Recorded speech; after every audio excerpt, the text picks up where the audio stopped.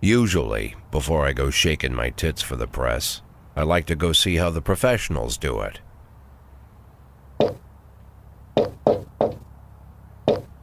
Some might say the chief of police has no business in an institution like this, but in fact it's the quietest and safest place in town. You won't run into any reporters, nobody gets into any fights, nobody drinks too much, nobody even raises their voice. The place is owned by an elderly gentleman who knows how to keep things under control. That's why I never invite my friends here. I wanted to make an exception for my 60th birthday, but most of my colleagues are young enough to be my sons, and they'd rather just hire prostitutes. Why stare at some boobs when you can take the whole package for yourself? But there's none of that in our club. Even looking too long is considered indecent. You can get an occasional glimpse, like by accident. The rest of the time you just pretend that you're immersed in conversation, or just come by for a drink. Doesn't mean these gentlemen wouldn't want their bald heads smothered in tits. It's just that nobody says it out loud. My younger colleagues might call it hypocrisy, but I call it the good old-fashioned manners. Good manners and leave the rest unsaid. She agrees to unbutton her blouse, and we agree not to pay too much attention. The girls are on a quiet prowl, too. They're looking for a way out of their cramped rooms. Maybe make friends with some wealthy patron with a pacemaker and dentures. Everybody wants something. But we have to control ourselves, or we'll all turn into libertines and prostitutes. Hell, if there weren't any rules, I'd be belching and farting, jumping up on the table, arms held high, yelling, "Shake it, baby!"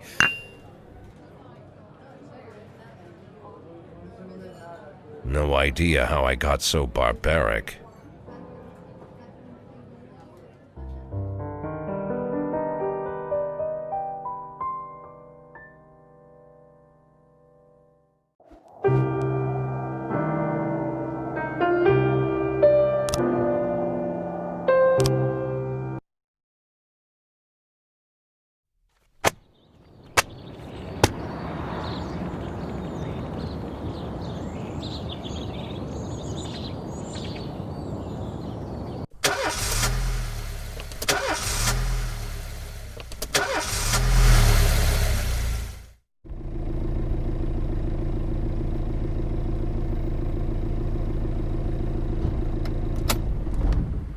When I was a kid, my father sometimes told me at bedtime that if I closed my eyes and didn't open them for a long time, all the demons would blow away.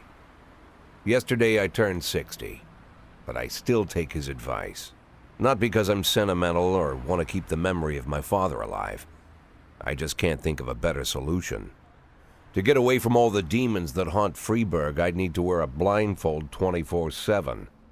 Plus, it's a good idea to act blind when talking to reporters. At least that's what my colleagues say. They're afraid of press conferences. But for me, it's more like a confessional. No matter what lies you tell, you're privately thinking the honest answers.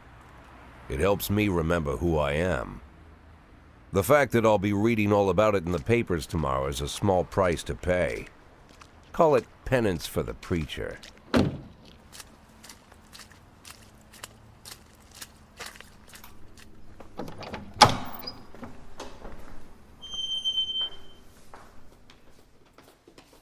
This is the first time I'm afraid of those answers my mind has given me.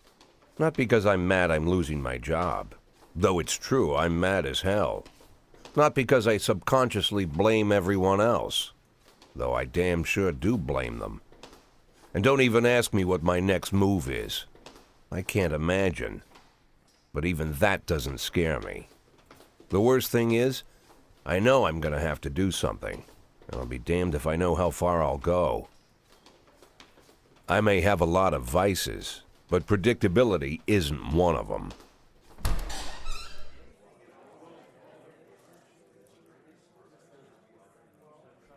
I learned a long time ago how to drive away the swarming demons.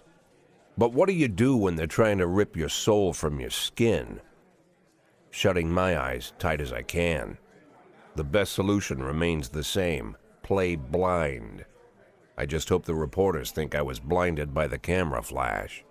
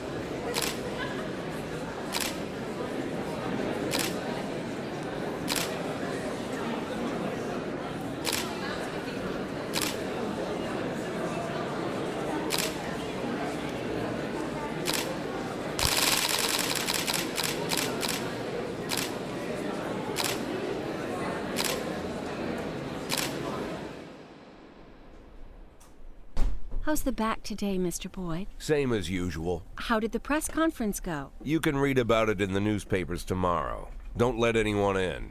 Even Mr. Kendrick? Especially Mr. Kendrick.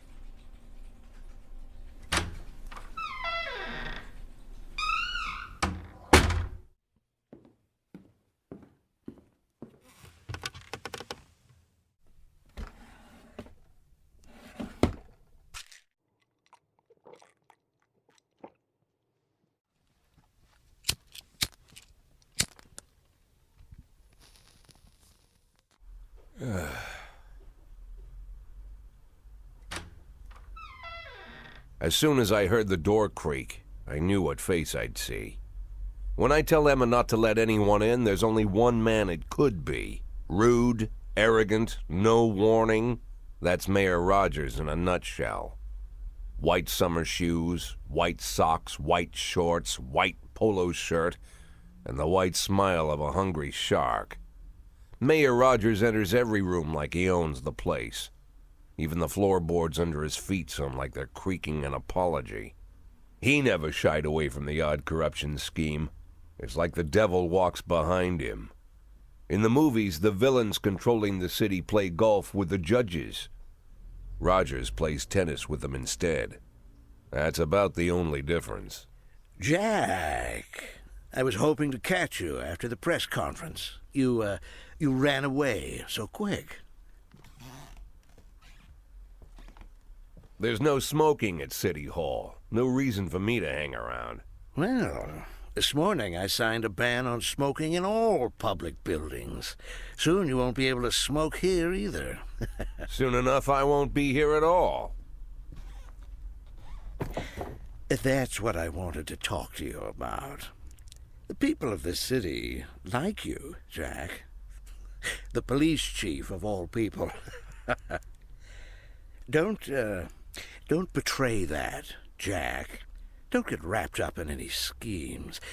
Sit nice and quiet for the next 180 days, and you'll be remembered as a hero.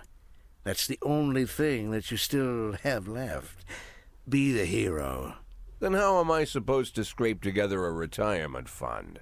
You had a million chances to secure a luxury pension, one that even I would have envied, although I've never set aside any money for myself. I'm not planning to retire anytime soon.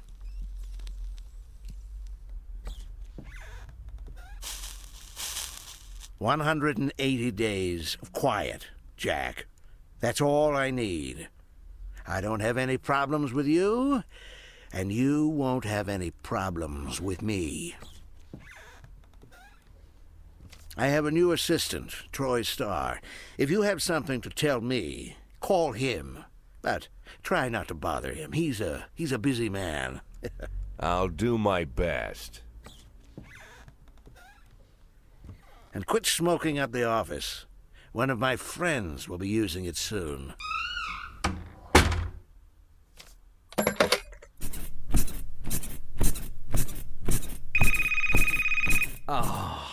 I'm sorry, babe. Only the mayor has this number. Mr. Mayor? Yeah, is this Troy Starr? Yes? Go fuck yourself, Troy Starr.